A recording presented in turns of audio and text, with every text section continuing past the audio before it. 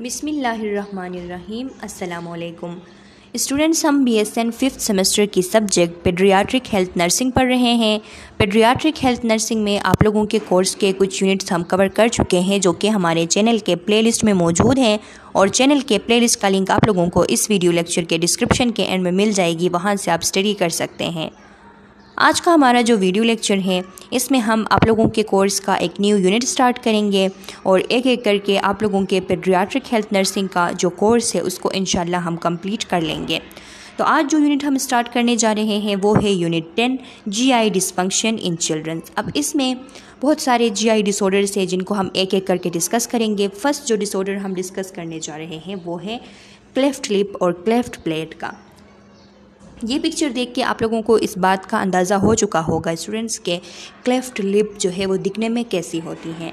ये जो कंडीशन है इसकी वजह ये है कि ये बाय बर्थ होती हैं, यानी प्रेगनेंसी के दौरान जो एम्ब्रियोनिक कंपोनेंट्स है वो जब सही तरीके से आपस में नहीं जुड़ पाते हैं तो उसकी वजह से उसमें जब दरार रह जाती है, लिप्स में जब दरार रह जाती हैं तो इसको हम ये इस तरह की कंडीशन होती है, इसको हम क्लेफ्ट लिप कहते हैं।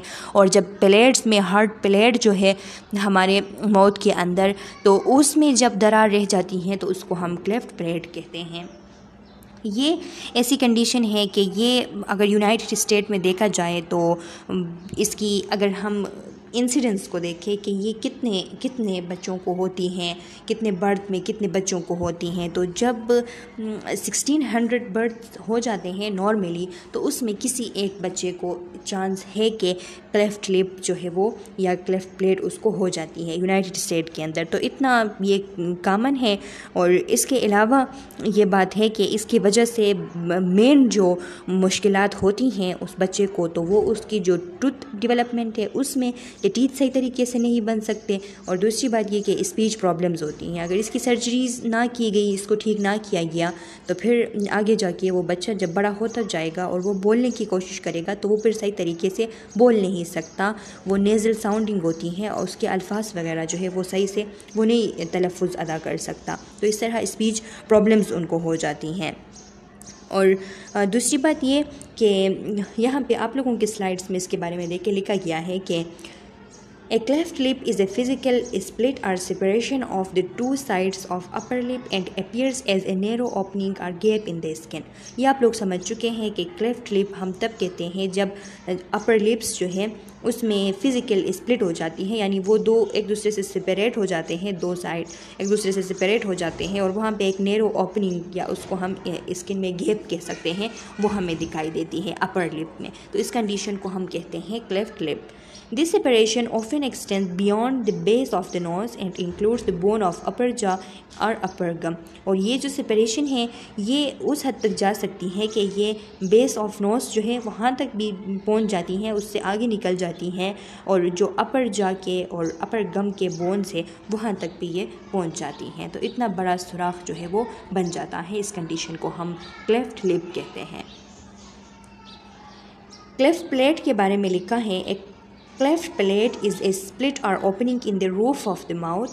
A cleft plate can involve the hard plate, the bony front portion of the roof of the mouth, or soft plate, soft back portion of the roof of the mouth। तो ये plate cleft plate जो है ये soft plate में भी अगर इस तरह ओपनिंग रह जाए तो उसको भी हम कहते हैं, और अगर हार्ड प्लेट जो कि फ्रंट एरिया पे है माउथ के रूफ के, तो उसमें भी अगर इस तरह का दरार रह जाए तो उसको हम क्लेफ्ट प्लेट कहते हैं।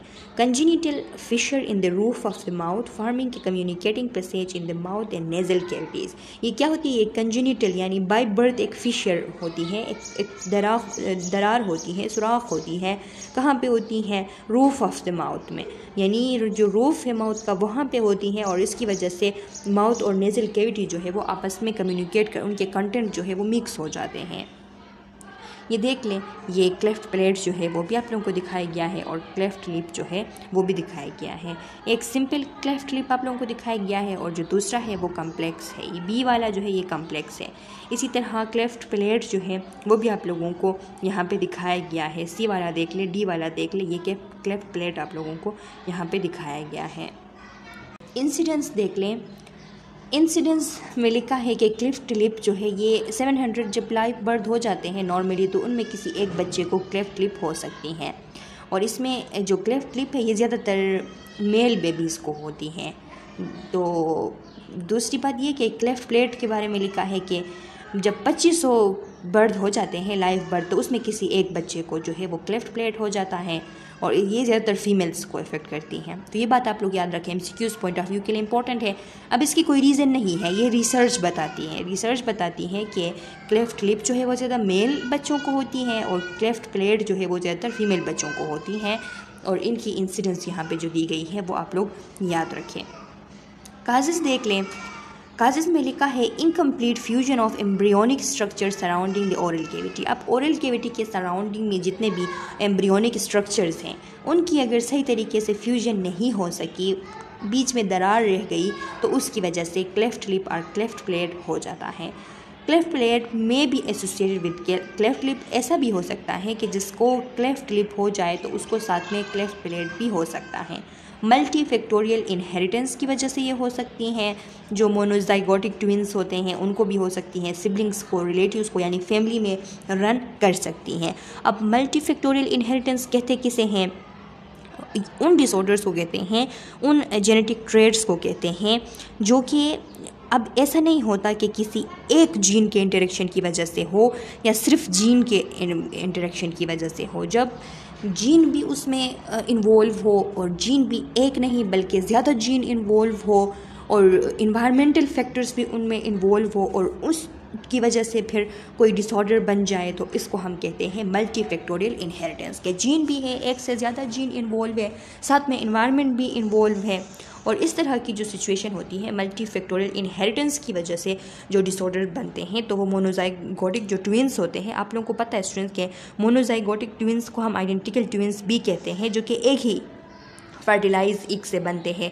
एक ही फर्टिलाइज इक होता है, वो बाद में स्प्लिट हो जाता है और उससे फिर जो ट्विंस बनते हैं तो उनको हम मोनोजाइगोटिक ट्विंस कहते हैं।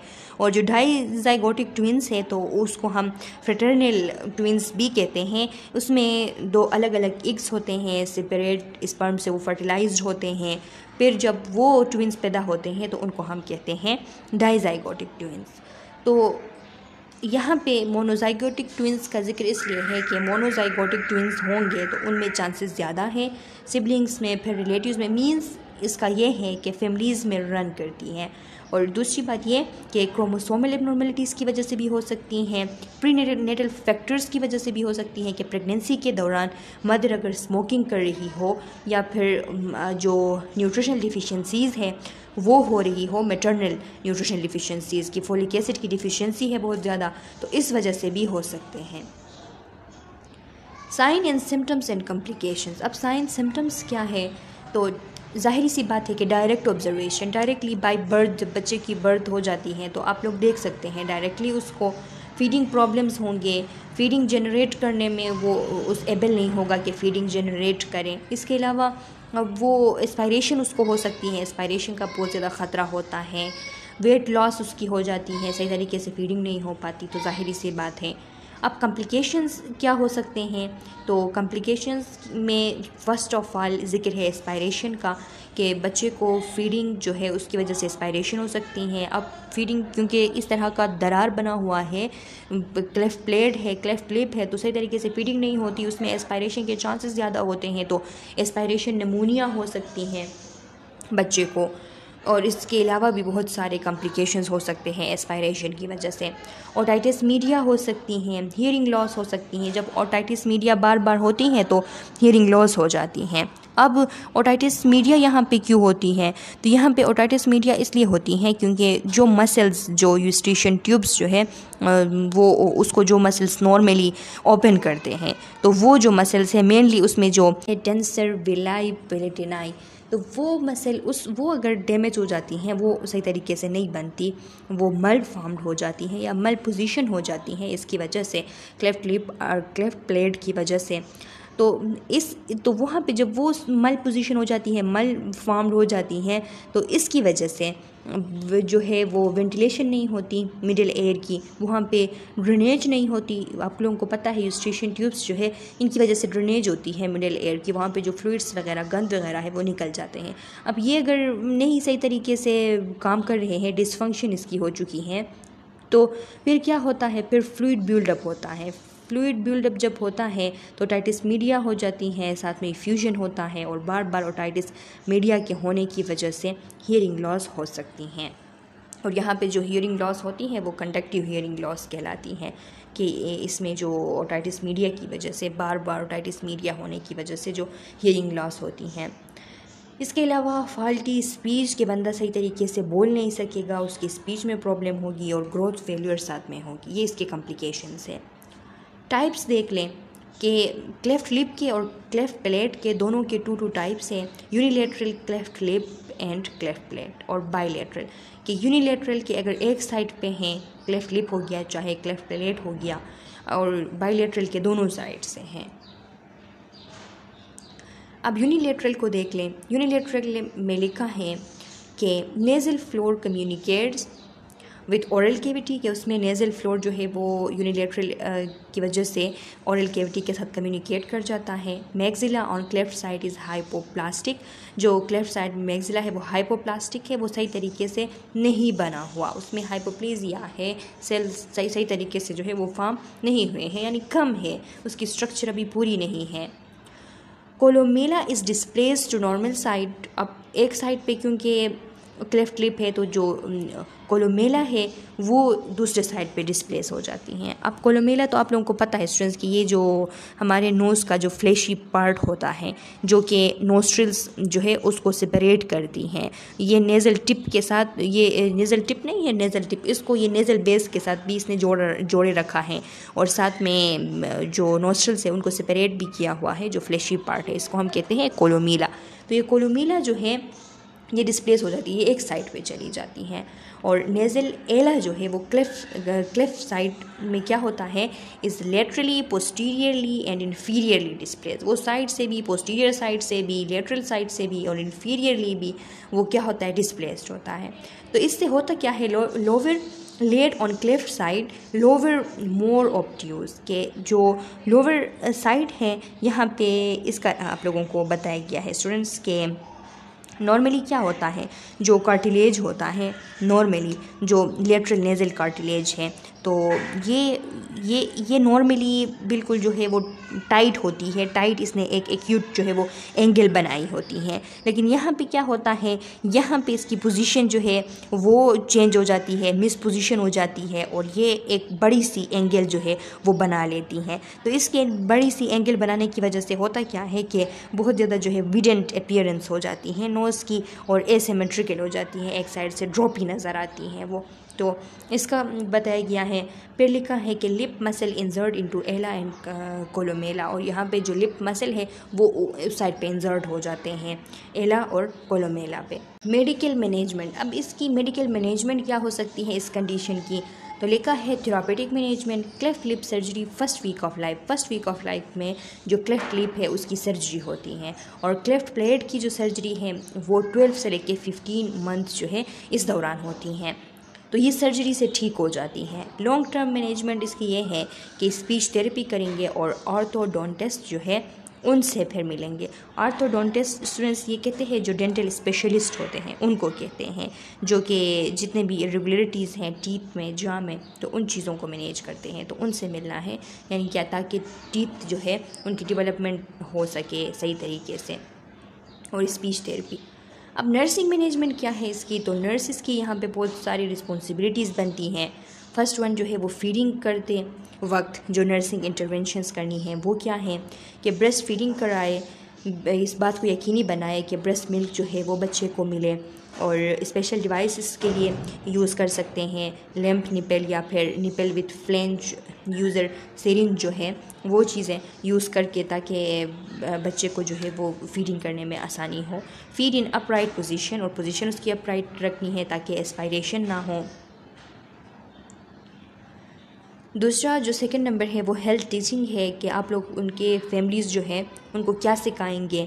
तो लिखा है कि अब आपने समझाना है, इस बात पे ज़ोर देना है कि ये चाइल्ड जो है कम्प्लीटली नॉर्मल है और कुछ सर्जरीज़ की ज़रूरत है, कुछ सर्जरीज़ की, कुछ डेंटल केयर की, कुछ स्पीच थेरेपी की, उससे ये बच्चा जो है ये ठीक हो सकता है। इसके अलावा जो है ये बच्चा ऐसा नहीं है कि कोई एबनॉर्मल बच्चा है। लोग क्या करते हैं, लोग ये इसकी जो अपनी माँ होती हैं तो उसको भी एकदम से इस तरह के बच्चे को देख के उसका दिल जो है वो ख़राब हो जाता है, उसको एक नफ़रत सी होती है उस बच्चे से, वो उसको रिफ्यूज़ करती हैं, यहाँ हद तक कि वो उसको फीड नहीं करती उस टाइम।